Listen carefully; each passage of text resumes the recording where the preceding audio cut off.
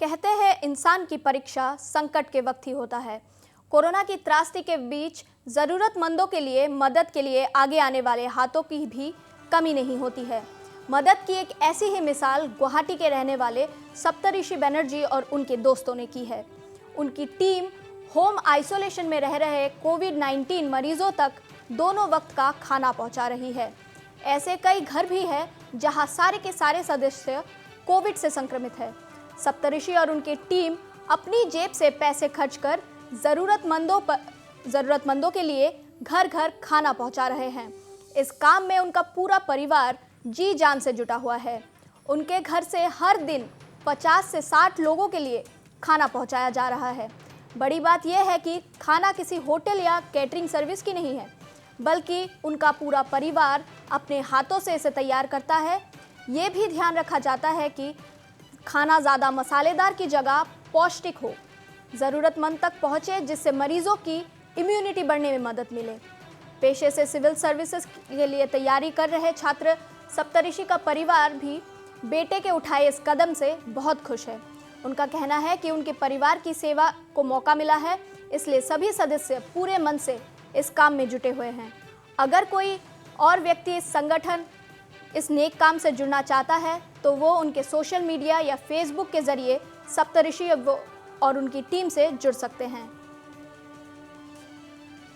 In the mid of April हम लोगों ने मैंने अपने दोस्तों को खाना दे रहा था। फिर जैसे वो वर्ड ऑफ माउथ से बढ़ने लगा, 5 फैमिली से बढ़ गया। Then I thought that this could go in a big way and there are many more people who are in need.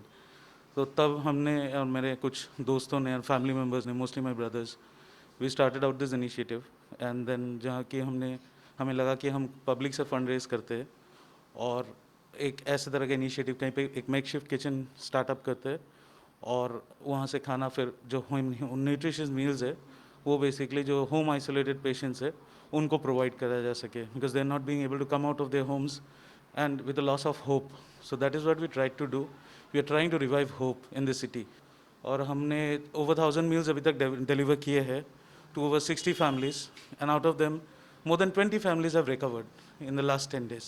So that is where we see hope, that is what I was talking about. And I think एक ripple chain of reaction create हो रहा है hope का, where people who have recovered they are also coming up और वो हमें सहायता कर रहे हैं।